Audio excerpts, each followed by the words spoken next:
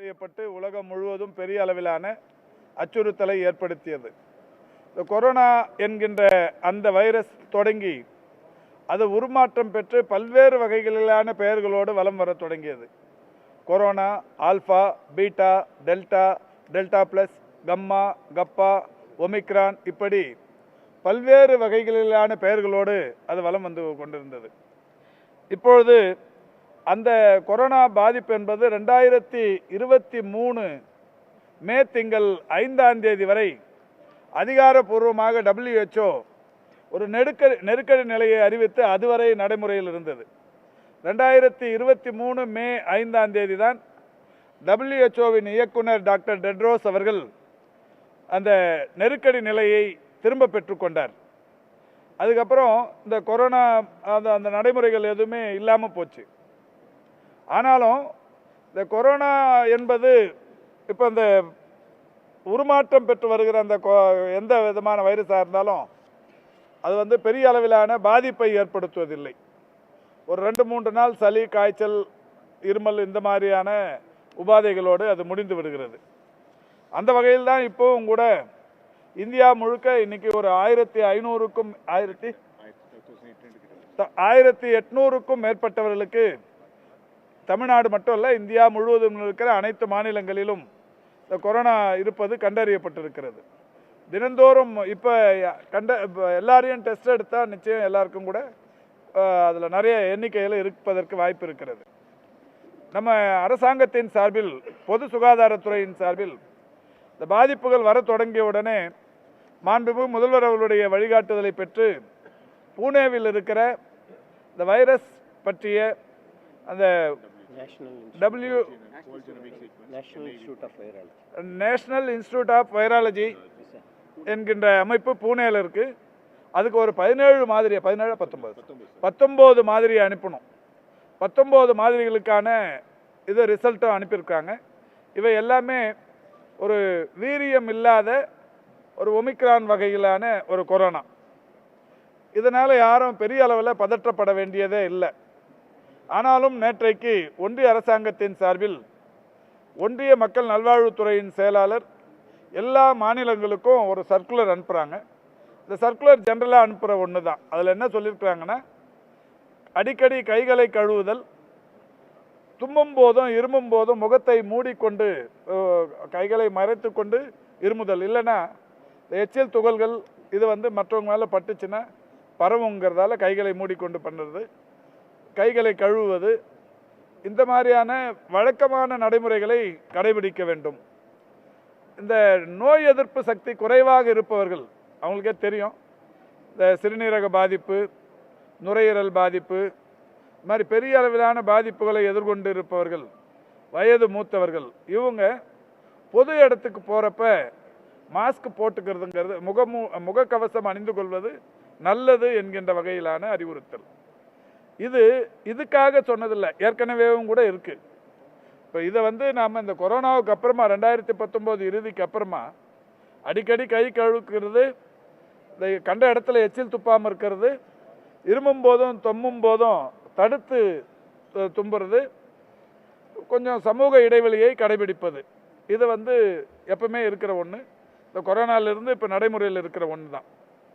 பொது இடங்களில் அதாவது நோய் எதிர்ப்பு சக்தி குறைவாக இருக்கிற, இணை நோய் அதிகமாக இருக்கிற கோமார்பிடிட்டிஸ், அவங்க முகக்கவசம் அணிந்து செல்வது நல்லது என்று சொல்லப்பட்டிருக்கிறது. இதில் எதுவுமே கட்டாயம் கிடையாது, நல்லதுங்கிறத சொல்லியிருக்கிறாங்க. இது நல்லது, நம்மளும் ஃபாலோ பண்ணுறது நல்லது.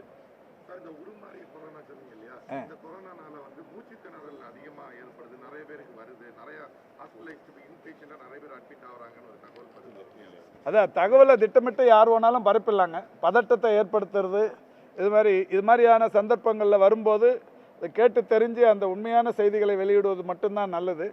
இந்த மாதிரியான நேரங்களில் பதட்டத்தை ஏற்படுத்தாமையும் ஒரு தவறான இந்த இதை வந்து ஸ்ப்ரெட் பண்ணி விட்டோம்னா அது சமூகத்துக்கு நாம் எடுக்கிற கேடாயிடும். அது மாதிரி எதுவும் இல்லை. இப்போ தமிழ்நாட்டை பொறுத்த வரைக்கும் நம்ம கையில் இருக்கிற மருத்துவ கட்டமைப்பு, படுக்கைகள் கட்டமைப்பாக இருந்தாலும் சரி, ஆக்சிஜன் கட்டமைப்பாக இருந்தாலும் சரி, ரொம்ப சிறப்பாகவே தேவையான அளவுக்கு இருக்குது. எல்லா மருத்துவமனைகள்லையும் தனி வார்டுகள், பிரத்யேகமான வார்டுகள் எல்லா மருத்துவக் கல்லூரி மருத்துவமனைகள்லையும், டிஸ்ட்ரிக்ட் ஹெட் குவார்ட்டர்ஸ்லையும், தாலுக் ஹெட் குவார்ட்டர்ஸ்லையும் எல்லா இடத்துலையும் இருக்குது. அதனால் பதட்டப்பட வேண்டியதே இல்லை. இது வழக்கமாக நடக்கிற ஒன்று. இப்போது இதுக்கு முன்னாடி இப்போ அதிகமாக 1800 பேருக்கு வந்திருக்குன்னு சொல்கிறாங்க இந்தியா முழுக்க. இது உலகம் முழுக்கவுமே இருக்குது. யாரும் எங்கேயும் எந்த விதிமுறைகளையும் பெருசாக எடுத்துகிட்டு போகிறதில்ல. இது மாதிரி இது வந்துட்டால் மூச்சு திணறல் அதிகமாயிரும், அவங்க பெட்டு கிடைக்காம அங்கே அவசப்படுறாங்க. இந்த மாதிரியான வதந்திகளை யாரும் தயவு செஞ்சு, அதாவது வதந்தி தான் பெரிய நோய். அந்த வதந்திகளை கிளப்பாமல் இருக்கிறது ரொம்ப நல்லது.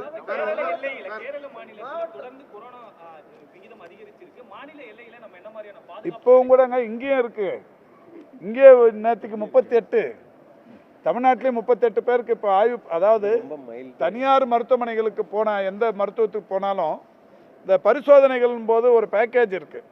அந்த பேக்கேஜில் பரிசோதனை பண்ணும்போது கொரோனா பேக்கேஜும் வந்துடுது. அது கொரோனா, அந்த பரிசோதனையில் அது தெரியுது, அது கொரோனான்னு சொல்கிறாங்க. அதனால் எந்த பெரிய பாதிப்பும் இல்லை. ஆனாலும் நம்ம, அதாவது இப்போ ஒரு கலைஞர் நகர் இஎஸ்ஐ மருத்துவமனையில் ஒரு 60 வயசு ஒருத்தர் இறந்துட்டார். அவருக்கு பார்த்தீங்கன்னா தொடர்ந்து நீரிழிவு நோய், அதாவது கட்டுப்பாட்டில் இல்லாத நீரிழிவு நோய், உயர் ரத்த அழுத்த நோய், சிறுநீரக பாதிப்பு. இது ஆஸ்பத்திரியில் எப்போவுமே உயிரிழக்கும் நிலையில் வந்தவங்க. அவங்கள அந்த பரிசோதனை எடுக்கும்போது இந்த பேக்கேஜ் சிஸ்டத்தில் இந்த கொரோனா டெஸ்ட்டுமே எடுக்கும்போது கொரோனா இருந்ததுன்றாங்க. கொரோனாவால் இறப்பான்னா அது கொரோனாவால் இறப்பு இல்லை, ஏற்கனவே இருக்கிற நோய் பாதிப்புகளால் ஏற்பட்ட இறப்பு.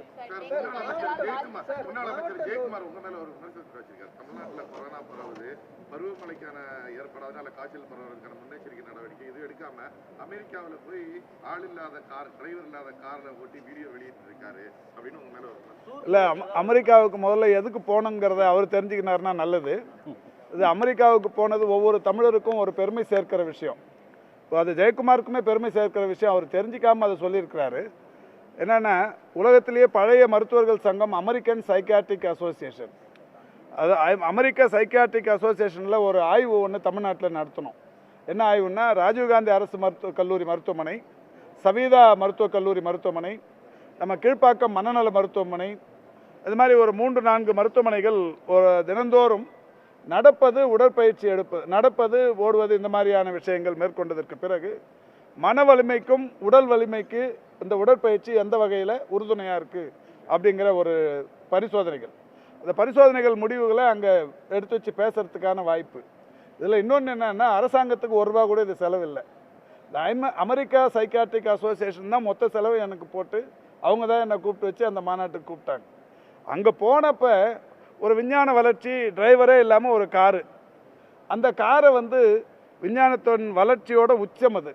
அந்த காரில் உட்காந்து நான் டெய்லி அந்த காரில் தான் பயணம் பண்ணேன். அங்கே இருக்கிற நண்பர்களே கூட நிறைய பேர், சார் அது ஏதாவது ஆக்சிடென்ட், இங்கே எத்தனை வருஷமாக ஓடுதுன்னு கேட்டேன். 5-6 வருஷமாக ஓடுது, இது வரைக்கும் ஒரு ஆக்சிடென்ட்டும் நடக்கலை. நான் உட்காந்த ஒன்றும் நடக்க போகுது, நடந்தால் நடக்கட்டுன்ட்டு டெய்லி அதில் தான் பண்ணியிருந்தேன். அதை ஒரு பதிவாக என்னுடைய சமூக வலைதளத்தில் போட்டேன். அது வரைக்கும் என் சமூக வலைதளத்தை அவர் பார்க்குறாருங்கிறது ஒரு சந்தோஷம். அது அவர் போனால் அதை அவர் முயற்சி பண்ணலாம், அது ஒன்றும் தப்பு. என்னம்மா இல்லை, இப்போ எல்லா ஊர்லேயுமே இது இருந்தாலும், இப்போ அதாவது இப்போ நமக்கு மத்திய சுகாதார அமைச்சகம் ஒன்றிய சுகாதார அமைச்சகம் நமக்கு தொடர்ந்து ஒவ்வொரு நிலையிலையும் அறிவுறுத்தல் கொடுப்பாங்க. இப்போ நீங்கள் விமான நிலையங்களை கண்காணிக்கணும்னு சொன்னால் அடுத்த வினாடியே நாங்கள் அங்கே போயிடுவோம். இப்போ அந்த மாதிரி எதுவும் இல்லை. அவங்களே என்ன சொல்கிறாங்கன்னா, இது பதட்டப்பட வேண்டியது இல்லை. அதே நேரத்தில் இந்த நோய் எதிர்ப்பு சக்தி குறைவாக இருக்கிறவங்க, இது எல்லா நேரங்கள்லையும் சொல்லப்படுறது தான் இப்போவும் சொல்லப்படுது. இது ஒரு பெரிய அளவில் பாதிப்பை உண்டாக்காத ஒன்று. அதே மாதிரி இப்போ இந்த மழை காலத்தில் ஒவ்வொரு மழைக்கும் நம்ம எந்த காலகட்டத்திலும் இல்லாத அளவுக்கு இந்த மழைக்கால சிறப்பு மருத்துவ முகாம்கள் தொடர்ச்சியாக நடத்தியிருக்கிறோம். இப்போ அது மழை காலமும் இல்லை, ஒன்றும் ஸ்டார்ட் ஆகலை. ஜூலைக்கு அப்புறம், ஜூனுக்கு அப்புறம் தான் ஆரம்பிக்கும்.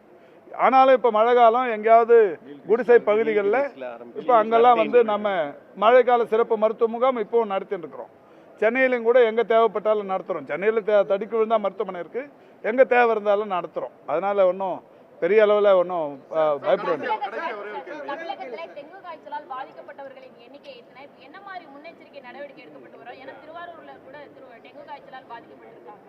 இப்போ டெங்கு நான் ஏற்கனவே நிறைய தடவை அதை சொல்லியிருக்கிறேங்க. 2017, 2022 தான், 2017லையும் 2012லையும் தான் அதிகபட்ச டெங்கு உயிரிழப்புகள்ங்கிறது. 2012 66 பேர், 2017 65 பேர். இதுக்கு அப்புறமா இந்த அரசு பொறுப்பேற்றதற்கு பிறகு அது ஒரு 10, 11, 12 அந்த லெவலில் தான் இருந்துருக்கு. இதுவும் கூட டெங்குவினால் ஏற்பட்ட அந்த இறப்புகள் என்பதை கடந்து நான் ஏற்கனவே சொன்ன மாதிரி இந்த இணை நோய்களினால் ஏற்படுகிற அந்த இறப்புகள் தான். இப்போது டெங்கை பொறுத்த வரைக்கும் நேற்றைக்கு ஒரு நாளைக்கான பாதிப்பு ஒரு 35. இந்த மழை வர ஆரம்பிக்கும் போது இந்த டெங்கு காய்ச்சல் வரும். ஆனால் இப்போ உயிரிழப்புங்கிறது சுத்தமாக இல்லாத நிலை என்பது இருந்து வருகிறது. இப்போ இது வரைக்கும் 6 மாதம் ஆயிடுச்சு, ஜூலை வரைக்கும் ஆயிடுச்சு, 4 உயிரிழப்புகள். இதுக்கு முன்னாடிலாம் பார்த்தீங்கன்னா மாதத்துக்கே 8, 10, 20ன்னு வரும். அது மாதிரி இல்லாமல் இந்த உயிரிழப்புகள் வந்து மிக துல்லியமாக கண்காணிக்கப்படுது. இந்த உள்ளாட்சி அமைப்புகளோடு சேர்ந்து அந்த தண்ணீர் தேங்கி நிற்கிற அந்த கொசுக்கள் உற்பத்தி ஆகாமல் தடுக்கிற அந்த பணிகளை உள்ளாட்சி அமைப்புகளும் மிக சிறப்பாக செய்து வருகிறது என்பதற்கு டெங்குவின் இன்றைய நிலை சான்று.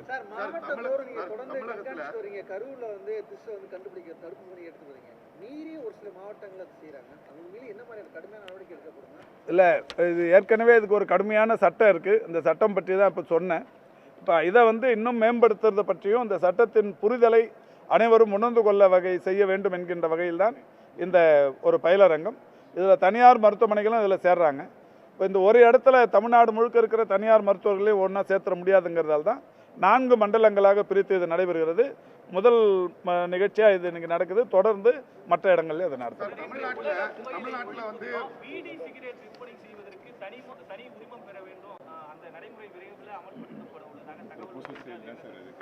இது அது வெறும் ப்ரொபோசல் ஸ்டேஜ் தான், இன்னும் அது நடைமுறைக்கு வரல. அது வந்ததுக்கு அப்புறம் உடனுக்குடன் செய்திகளை தெரிந்து கொள்ள சன் நியூஸ் பெல் ஐகானை கிளிக் பண்ணுங்க.